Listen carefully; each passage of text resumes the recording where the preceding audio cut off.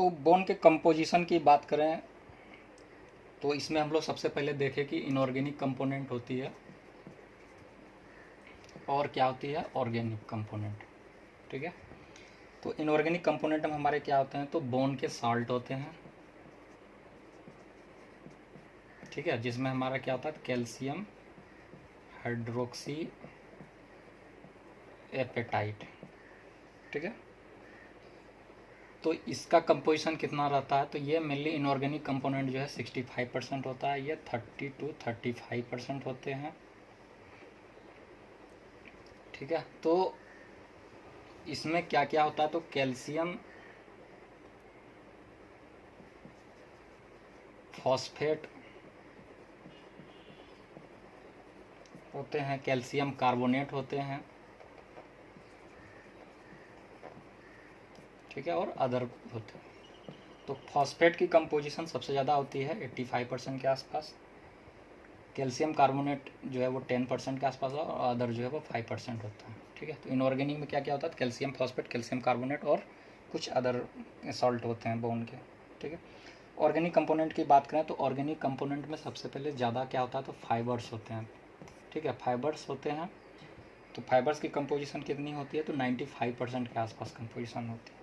और फाइबर्स की जहाँ तक बात करें तो इसमें टाइप 1 कोलेजन फाइबर्स पाए जाते हैं। तो टाइप 1 कोलेजन फाइबर्स जो यहाँ पे होते हैं वो कैसे होते हैं, तो वो डेंस होते हैं, डेंस फाइबर होते हैं और इर्रेगुलरली अरेंज्ड होते हैं, इर्रेगुलरली अरेंज्ड होते हैं। ठीक है, इसके बाद हम लोग बात करें सेल की बात करें तो सेल जो होते हैं वो हमारे 5% के आसपास होते हैं और क्या होते हैं ग्राउंड सबस्टांस होते हैं।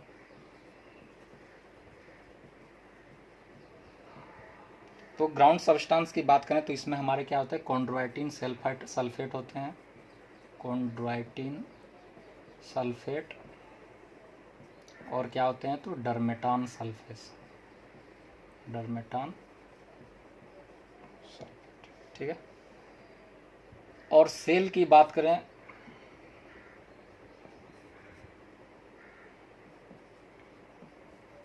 तो सेल में सबसे पहले क्या होता है, तो ओस्टियोप्रोजिनेटर सेल। ठीक है, क्या होता है ओस्टियोप्रोजिनेटर सेल, इसके बाद होता है ओस्टियोब्लास्ट, फिर होता है ओस्टियोक्लास्ट, फिर होता है ओस्टियोसाइट। ठीक है, तो ओस्टियोप्रोजिनेटर सेल क्या है, तो ओस्टियोप्रोजिनेटर सेल जो है यह इमेच्योर सेल है या प्राइमरी सेल है जिससे बाकी बोन के सेल जो होते हैं वो डिराइव्ड होते हैं। ठीक है, ओस्टियोब्लास्ट को हम लोग क्या कहते हैं, तो यह बोन फॉर्मिंग सेल है, बोन फॉर्मिंग सेल है। ठीक है, ओस्टियोक्लास्ट को क्या कहते हैं, तो बोन ईटिंग सेल कहते हैं इसको, बोन ईटिंग सेल। ठीक है, और ओस्टियोसाइट क्या है, तो ओस्टियोसाइट है बोन मेंटेनेंस, बोन मेंटेनेंस के लिए जो सेल इन्वॉल्व होते हैं उसे हम लोग क्या कहते हैं, तो ओस्टियोसाइट कहते हैं। ठीक है, तो सेल में बात करें तो सबसे ज़्यादा मात्रा किसका होता है, सबसे ज़्यादा ओस्टियोसाइट जो ये होता है ये लार्जेस्ट या मोस्ट अबंडेंट होता है, मोस्ट अबंडेंट होता है। ठीक है, और इसकी लाइफ भी जो होती है वो सबसे ज़्यादा होती है, लॉन्गेस्ट लाइफ। ठीक है, तो कंपोनेंट की बात करें तो 65% इनऑर्गेनिक कंपोनेंट होते हैं और 30 to 35% के आसपास ऑर्गेनिक कंपोनेंट होते हैं। ऑर्गेनिक कंपोनेंट में फाइबर्स आते हैं, सेल्स आते हैं और ग्राउंड सबस्टांस आते हैं। और सेल में जो है हमारे osteoblast, osteoclast, osteocyte and osteoprogenitor cell, ये मेन सेल होते हैं। अब हम लोग बात करते हैं सेल के बारे में। ठीक है, तो सेल को हम लोग थोड़ा सेपरेट पढ़ते हैं। सेल में सबसे पहले क्या था, ओस्टियोब्लास्ट, ओस्टियोब्लास्ट। ठीक है, इसके बाद क्या था ओस्टियोसाइट, ओस्टियोसाइट। ठीक, और एक क्या था, ओस्टियोक्लास्ट। ठीक है, तो यह 3 सेल हो गया। तो ये डिराइव्ड कहाँ से होते हैं, डिराइव्ड फ्रॉम, तो ओस्टियोब्लास्ट जो है ये डिराइव्ड होता है ओस्टियोप्रोजेनेटर सेल से, ओस्टियोप्रोजेनिटर सेल से डिराइव्ड होता है। ओस्टियोसाइट जो है ये कहाँ से डिराइव्ड होता है, तो ओस्टियोब्लास्ट से। ठीक है, और ओस्टियोक्लास्ट कहाँ से डिराइव्ड होता है, तो ये मोनोसाइट या फैगोसाइट से डिराइव्ड होता है। ठीक है, शेप की बात करें तो ओस्टियोब्लास्ट जो होता है ये क्यूबाइडल शेप का होता है। ठीक है, क्यूबाइडल शेप मतलब यह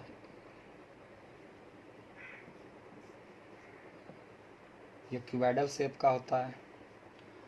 ओस्टियोसाइट जो है यह कैसा होता है, तो ओवल शेप का होता है विथ मेनी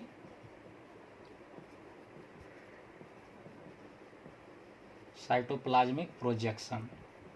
ठीक है, तो यह मेनली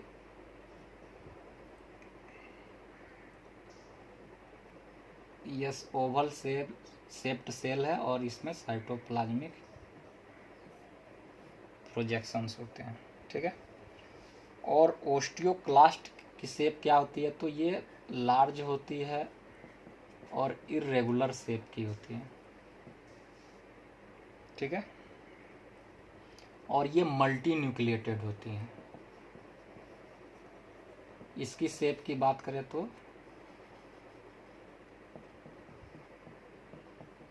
मल्टी न्यूक्लिएटेड, ये रफेल्ड एंड होता है।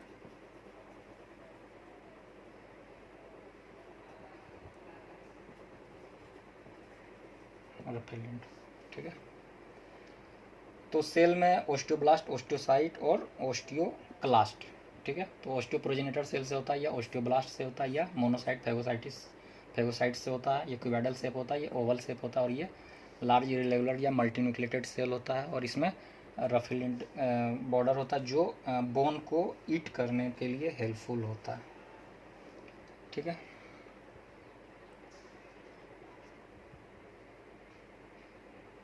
तो बोन के स्ट्रक्चर की बात करें तो बोन के स्ट्रक्चर की जहाँ बात करते हैं तो हम लोग सबसे पहले जो है एक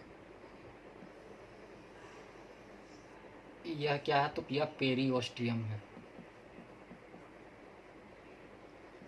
और यह क्या है, तो मेडुलरी कैविटी। ठीक है, तो पेरिओस्टियम है, मेडुलरी कैविटी है, और मेडुलरी कैविटी की लाइनिंग को क्या कहते हैं हम लोग, इंडोस्टियम।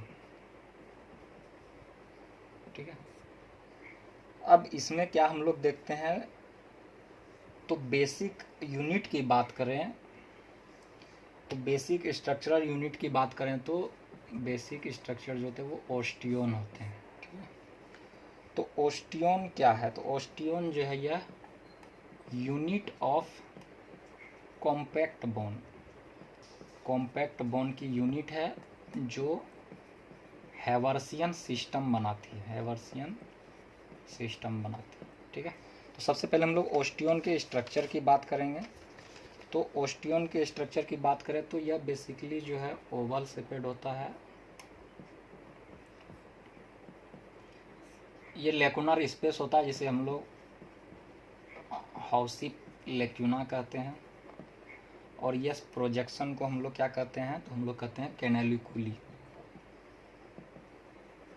ठीक है, तो हाउसी लेकुना और कैनेलिकुली। ठीक है, अब हम लोग आते हैं ओस्टियोन के बारे में। तो ओस्टियोन जो है यूनिट ऑफ कॉम्पैक्ट बोन और हैवर्सियन सिस्टम। तो हैवर्सियन सिस्टम की बात करें तो हैवर्सियन सिस्टम में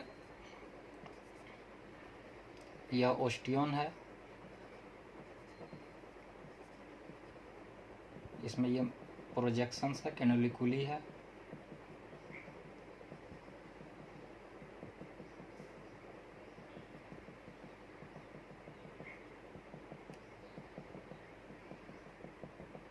ठीक है,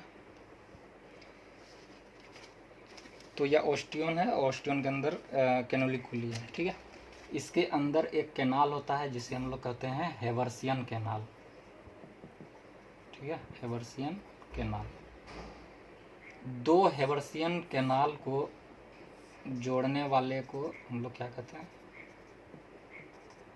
एक ओस्टियन यहाँ बना हुआ है, इसको हम लोग कहते हैं वोल्कमैन्स कैनाल, वोल्कमैन कैनाल, ठीक है। तो दो हेवर्सियन कैनाल को जोड़ने वाले स्ट्रक्चर को क्या कहते हैं हम लोग, वोल्कमैन्स कैनाल कहते हैं, और हेवर्सियन सिस्टम के कैनाल को क्या कहते हैं हम लोग, हेवर्सियन कैनाल कहते हैं, ठीक है। इसके बाद हम लोग आगे बात करें तो यह हेवर्सियन कैनाल और वोल्कमैन्स कैनाल, तो इस प्रकार जो है यह जो एक ओस्टियन से मिलकर जो बहुत बड़ा स्ट्रक्चर बनता है उसे हम लोग क्या कहते हैं, हेवर्सियन सिस्टम। और हेवर्सियन सिस्टम जो है ये बोन की बेसिक्स स्ट्रक्चर को फॉर्म करती है।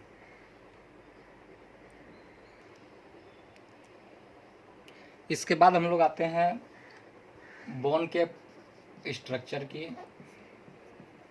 तो वो इंटरनल स्ट्रक्चर थी जिसमें ओस्टियन, हेवर्सियन सिस्टम और हेवर्सियन कैनाल, वोल्कमैन्स कैनाल जो दिखाई पड़ते वो इंटरनल स्ट्रक्चर है। अगर एक्सटर्नली स्ट्रक्चर की बात करें तो इसमें मान लीजिए यह एक लॉन्ग बोन है, तो लॉन्ग बोन की जो मिडिल पोर्शन होती है ये इसे हम लोग कहते हैं डायफाइसिस, ठीक है। इसके बाद की जो पार्ट होती है इसे हम लोग कहते हैं मेटाफाइसिस, और यह एपीफाइसिस। इसी प्रकार यह मेटाफाइसिस और यह एपीफाइसिस,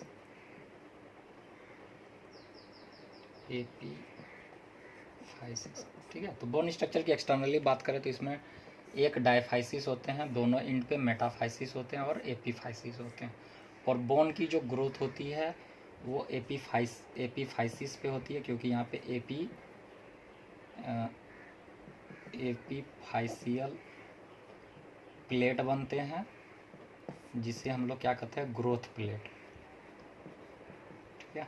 तो बोन की ग्रोथ जो होती है वो यहीं पे होती है।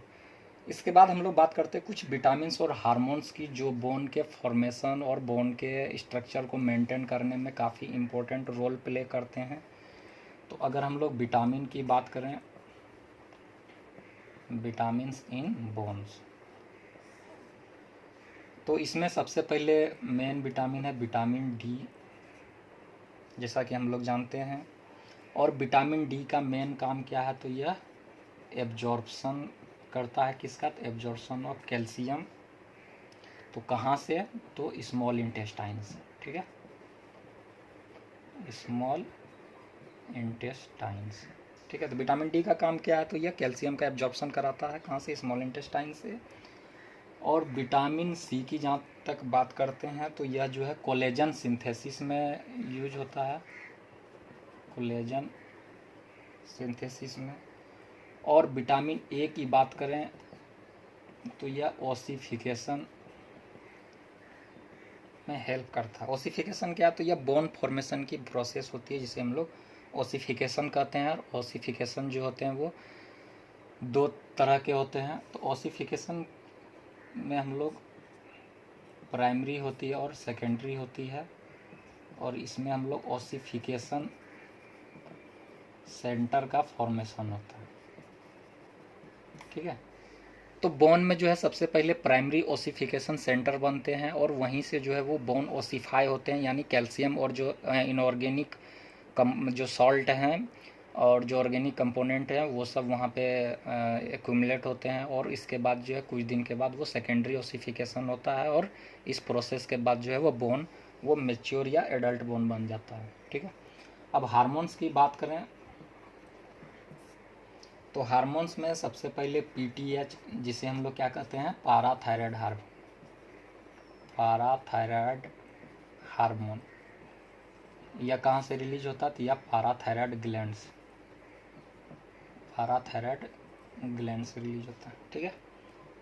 इसके बाद है कैल्सीटोनिन। कैल्सिटोनिन, ठीक है। कैल्सिटोनिन हार्मोन है, पीटीएच हार्मोन है और एक ग्रोथ हार्मोन।